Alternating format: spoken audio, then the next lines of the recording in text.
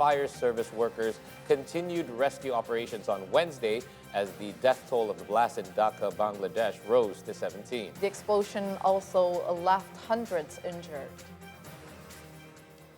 According to fire service officials, the second day's rescue work also involves a number of army teams. However, on Tuesday night, they halted their operations inside two affected buildings after they were marked as risky due to the damaged columns in their basements. The explosion took place at around 5 p.m. local time on Tuesday at the Cafe Queen building in Gulistan's Siddiq Bazaar of Old Dhaka. At least 4 people are still reportedly missing, and it was not immediately clear what caused the explosion.